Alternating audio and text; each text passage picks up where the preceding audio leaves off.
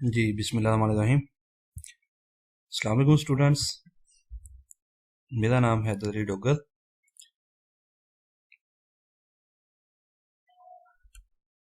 जी second year class में हमने start किया हुआ है कैलकुलस एंड एनालिटिक ज्योमेट्री, जो हमारा सब्जेक्ट है। उसमें हमने चैप्टर नंबर 4 की लेक्चर सीरीज स्टार्ट की हुई है। इसमें हम चैप्टर नंबर 4 में 4.4 एक्सरसाइज सॉल्व कर रहे हैं। इसमें हमारा टॉपिक आता है analytic angle between two lines. इसका एक थ्योरम है हमारे पास, एंगल बिटवीन टू लाइन्स का। Let L1 and L2 be non vertical lines such that they are not perpendicular to each other if M1 and M2 are the slopes of L1 and L2 respectively।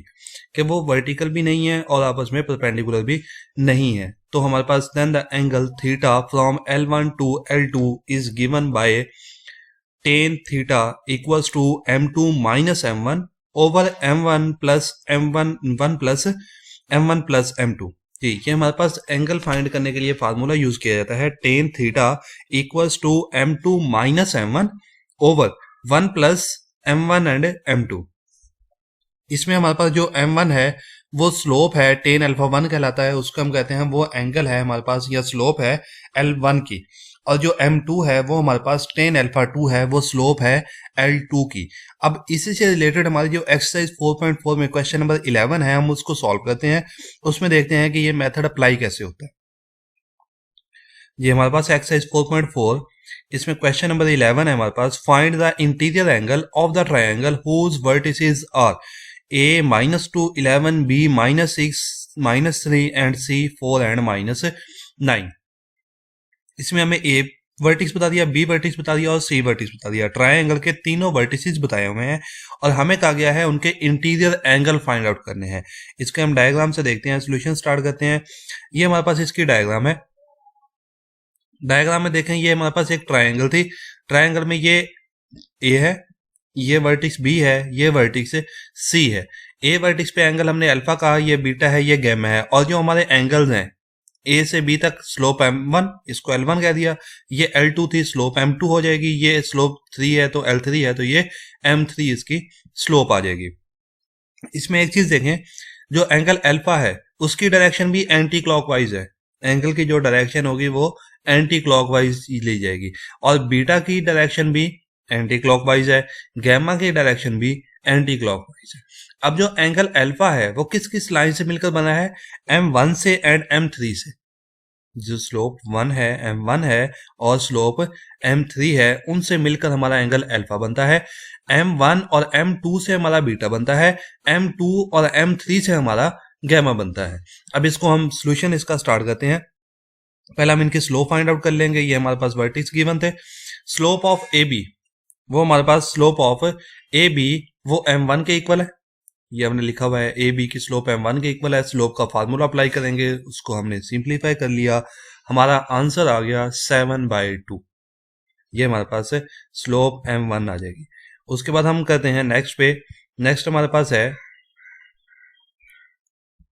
Slope of BC। BC line की slope find out की। ये BC line है, BC line की slope हमारे पास क्या है? M2 है, तो वो हमारे पास है M2। हम वैल्यू पुट करके उसको सिंप्लीफाई करेंगे तो हमारे पास उसका सोल्यूशन आ जाएगा, वो आगे -3/5। उसके बाद है स्लोप ऑफ AC। अब थर्ड लाइन AC लाइन की हम स्लोप फाइंड आउट करते हैं, वो M3 के इक्वल है, वो हमारे पास आ जाएगी -10/3 के इक्वल। पहले हमारे पास तीनों वर्टिसेस थे, उन तीनों वर्टिसेस से हमने स्लोप फाइंड आउट कर ली, M1 M2 एंड M3। क्योंकि जो हमने लास्ट अभी टॉपिक पढ़ा है उसमें हमारी M1 M2 and M3 use होंगी। स्लोप को यूज करके हम एंगल फाइंड आउट करेंगे। अब यहाँ पे हमने लेट किया कि जो अल्फा एंगल है, alpha beta and gamma be the angles from, alpha जो एंगल है वो AB से AC तक है, ऐसे ही है। ये एंगल अल्फा है, ये किन लाइन के दरमियान में है? AB और AC के लाइन। अब जो एंगल बीटा है वो किस किस के दरमियान में है? BC and BA। जी, यह जगह BC and BC to BA, ये एंगल बीटा है। अब गैमा कहां पे है हमारे पास? गैमा हमारे पास है CB से CA तक। तो हम इसको कहते हैं कि जो हमारा गैमा एंगल है वो है CB से and CA to CB respectively. ये हमारे पास गैमा एंगल आ जाएगा। ये तीनों एंगल्स को हमने नोट कर लिया कि ये वाला एंगल की कहाँ पे हमारा, दूसरा एंगल बीटा कहाँ पे है और गैमा कहाँ पे है।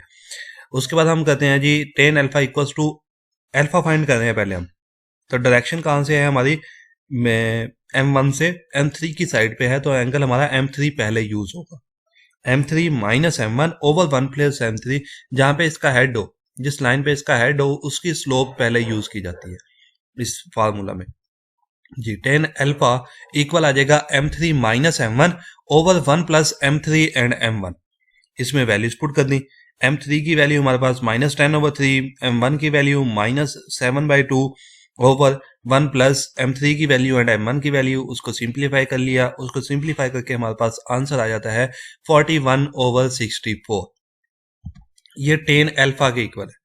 बट अब हमें यहाँ से एंगल क्या चाहिए, अल्फा चाहिए। ये टेन अल्फा इक्वल आया है हमारे पास 41/64। अब यहाँ से हमें एंगल अल्फा चाहिए, तो हम टेन को दूसरी साइड पे शिफ्ट कर लेंगे। टेन को दूसरी साइड पे शिफ्ट करते हैं तो अल्फा इक्वल आ जाएगा टेन इनवर्स ऑफ 41/64। इसको सॉल्व करते हैं, एंगल आ जाता है 32.64 डिग्री। 32.64 डिग्री ये हमारे पास एंगल आ जाएगा, अल्फा की वैल्यू आ जाएगी।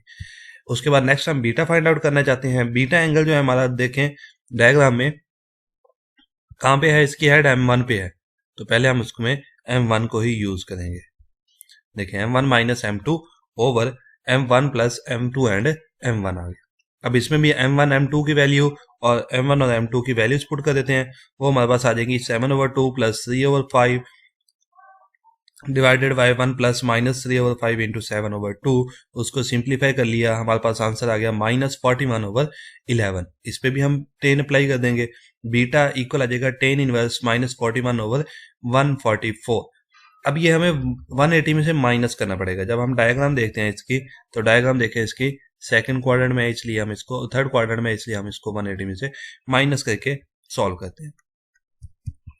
ये हमारे पास आ जाएगा beta equals to 180 degree minus 10 inverse of 41/11, ये आ जाएगा 105.02 डिग्री। ये हमारे पास बीटा की वैल्यू आ गई। नेक्स्ट इसी तरह हम गैमा की वैल्यू फाइंड आउट करना चाहते हैं, तो 10 गैमा इक्वल आ जाएगा M2 minus M3 over 1 plus M3 M2। इसमें भी हमने M2 M3 की वैल्यूज पुट कर दी, उसको सिंप्लीफाई किया, हमारे पास आंसर आ जाएगा 41/45। इन तीनों को हमने दोबारा इस पे 10 दूसरी साइड पे शिफ्ट कर लेंगे, तो गैमा की वैल्यू आ जाएगी हमारे पास 42.34 डिग्री। ये था हमारा टॉपिक जिसमें हमने स्लोप्स को यूज करके अपने एंगल्स फाइंड आउट किए। यहाँ पे हमारे क्वेश्चन में क्या गिवन था, क्वेश्चन में हमें 3 वर्टिसेस बताए गए थे। तीनों वर्टिसेस बताने के बाद हमें कहा गया था कि हमने उसकी वैल्यूज फाइंड आउट करनी है इनके इंटीरियर एंगल्स की।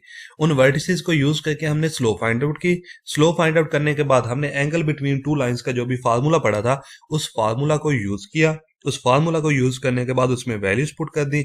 वैल्यूज पुट करने से हमारे पास से उसका आंसर आ गया, जहां से हमें अल्फा एंगल मिल गया, बीटा एंगल मिल गया और गैमा एंगल मिल गया, जो कि तीनों इंटीरियर एंगल्स से हमारी जो यूज किए हैं हमने अपनी एक्सरसाइज में, इस क्वेश्चन में हमने जो फाइंड आउट करने थे। ये था हमारा आज का लेक्चर। इससे रिलेटेड कोई भी क्वेश्चन हो तो आप लोग पूछ सकते हैं। ओके, अल्लाह हाफिज।